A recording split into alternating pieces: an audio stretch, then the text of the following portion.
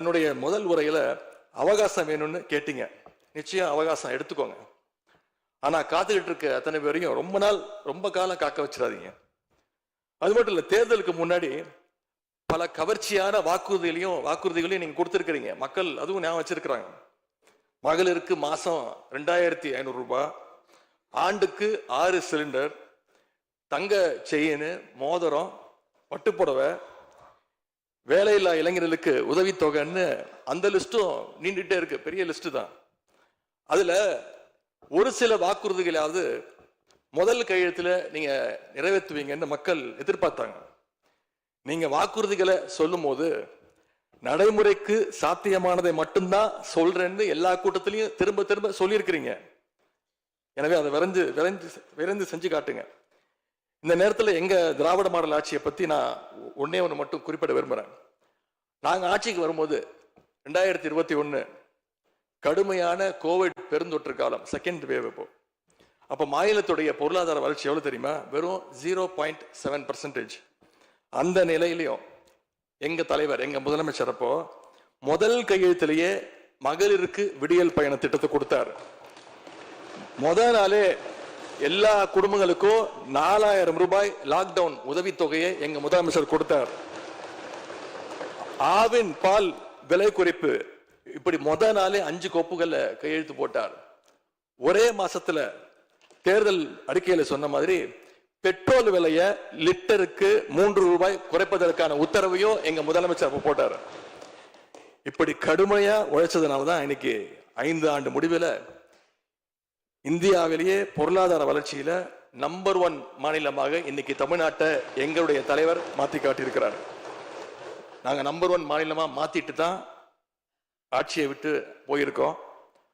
உங்க ஆட்சியை பொறுத்த வரைக்கும் வெறும் இன்ஸ்டாகிராம்ல ரீல்ஸ் ஆட்சியா இல்லாம ரியல் ஆட்சியா நடத்துங்க. அது மட்டும்தான் மக்களுடைய கோரிக்கை. எங்களுடைய தலைவர், திராவிட முன்னேற்ற கழகத்துடைய தலைவர் முத்துவேல் கருணாநிதி ஸ்டாலின் அவருடைய கட்டளையின்படி நீங்க ஆட்சியை தொடர நாங்க தடையா இருக்க விரும்பல. அந்த வகையில பேரவையிலிருந்து நாங்க வெளிநடப்பு செய்கிறோம். நன்றி, வணக்கம்.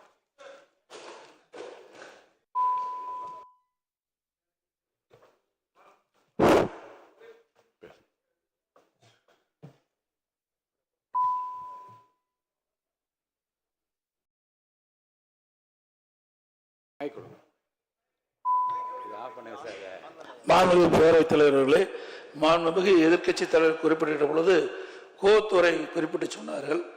கோவத்துறையில் இருந்துள்ள அத்தனை பேரும் அனைத்து இந்திய அண்ணா திராவிட முன்னேற்ற கழக உறுப்பினர்கள். நான் முதலமைச்சராக தேர்வு செய்யப்பட்ட பிறகு நம்பிக்கை கோரும் தீர்மானம் சட்டமன்றத்தில் வருகின்ற பொழுது 122 பேரும் அனைத்து இந்திய அண்ணா திராவிட முன்னேற்ற கழக உறுப்பினர்கள் வாக்களித்துத்தான் நான் முதலமைச்சர் ஆனேன் என்பதை பதிவு செய்துள்ளேன். மாண்புமிகு முதல்வர் அவர்களின் பதில் உரை.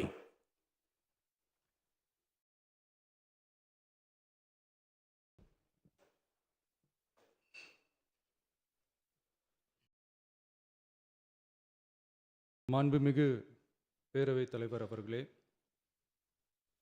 திரு சி. ஜோசப் விஜய் அவர்களை முதலமைச்சராக கொண்ட அமைச்சரவை மீது இப்பேரவை தனது நம்பிக்கையை தெரிவிக்கிறது என நான் மொழிந்துள்ள அரசினர் தீர்மானத்தின் மீது அனைத்து கட்சிகளை சார்ந்த மாண்புமிகு உறுப்பினர்கள் தங்களது கருத்துக்களை தெரிவித்து தீர்மானத்தை ஆதரித்தும் எதிர்த்தும் உரையாற்றியுள்ளனர்.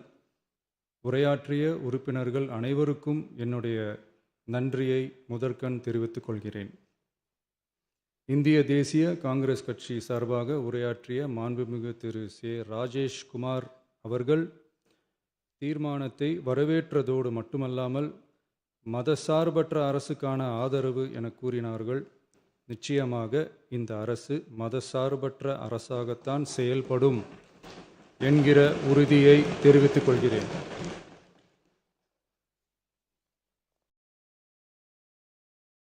அடுத்து உரையாற்றிய இந்திய கம்யூனிஸ்ட் கட்சி மார்க்சிஸ்ட் கட்சி சார்பாக உரையாற்றிய திரு ஆர்.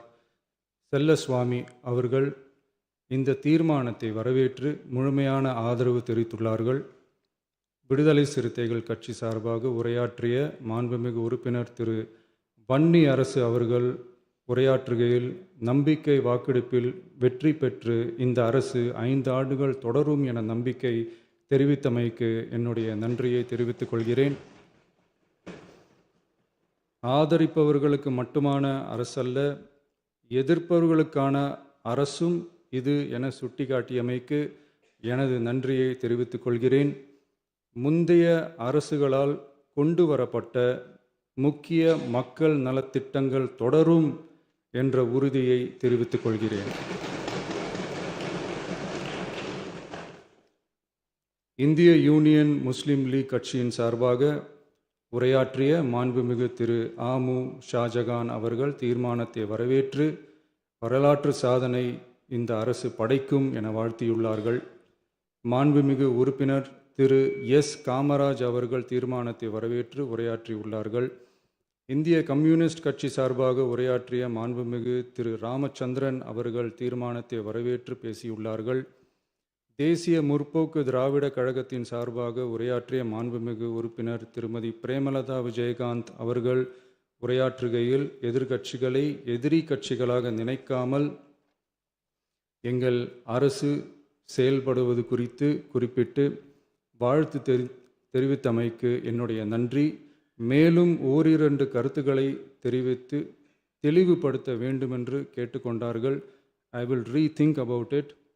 தமிழ்நாட்டை ஆண்ட பல்வேறு கட்சிகளை சார்ந்த அரசுகள் இந்த நாட்டு மக்களின் நலனை முன்னிலைப்படுத்தி தீட்டிய திட்டங்கள் சமூக நீதிக்கு முன்னுதாரணமாக திகழ்ந்து நிறைவேற்றப்பட்ட சட்டங்கள் எங்கள் கட்சியின் கொள்கை தலைவர்களின் எண்ணங்கள் என இவற்றை மனதிலே கொண்டு எங்களுடைய ஆட்சி நடைபெறும் என்கிற உறுதியை மட்டும் தெரிவித்துக் கொள்கிறேன்.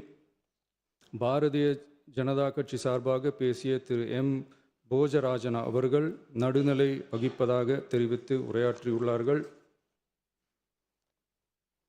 பாட்டாளி மக்கள் கட்சியின் சார்பாக அடுத்து உரையாற்றிய மாண்புமிகு முனைவர் திருமதி சௌமியா அன்புமணி அவர்கள் உரையாற்றுகையில் விவசாயிகள், இளைஞர்கள், மகளிர் நலன், மது ஒழிப்பு குறித்து செயல்படுத்தப்பட வேண்டிய திட்டங்கள் குறித்து குறிப்பிட்ட தீர்மானத்திலிருந்து விலகி நிற்பதாக தெரிவித்துள்ளார்கள். மகளிர் பாதுகாப்பிலிருந்து தவிர எந்த அரசு இம்மியளவும் இடம் தராது. அடுத்து உரையாற்றிய மாண்புமிகு திரு மு தமிழன் அன்சாரி, மாண்புமிகு திரு கே நித்யானந்தன், மாண்புமிகு முனைவர் எம்எச் ஜவாஹிருல்லா, மாண்புமிகு திரு எடப்பாடி கே பழனிசாமி அவர்கள் மற்றும் ஆகியோர் உரையாற்றுகையில் தீர்மானத்தை எதிர்த்து உரையாற்றியுள்ளார்கள். எதிர்க்கட்சி தலைவர் வெளிநடப்பு செய்துவிட்டார்கள். மாண்புமிகு திரு எஸ்பி வேலுமணி அவர்கள் தீர்மானத்தை ஆதரித்து உரையாற்றியுள்ளார்கள். குதிரை பேரத்தில் எமது அரசு ஈடுபடுகிறது என்று கருத்தை தெரிவித்த மாண்புமிகு உறுப்பினர் அவர்களுக்கு நான் ஒன்றை மட்டும் சொல்லிக்கொள்கிறேன். இந்த அரசு குதிரை வேகத்தில் செயல்படுகிற அரசே தவிர குதிரை பேரத்தில் ஈடுபடுகிற அரசு இல்லை என்பதை ஆணித்தரமாக தெரிவித்துக் கொள்கிறேன். நம் தமிழ்நாட்டின் முன்னேற்றத்திற்கு உழைத்த தலைவர்கள் வழிகாட்டிய கொள்கைகளிலிருந்து இம்மி அளவு விலகாமல் நிச்சயமாக இந்த ஆட்சி நடைபெறும். எனவே நான் மொழிந்துள்ள இத்தீர்மானத்தை மாண்புமிகு உறுப்பினர்கள் அனைவரும் ஏகமனதாக நிறைவேற்றித் தர வேண்டும் என்று கேட்டுக்கொண்டு அமர்கிறேன்.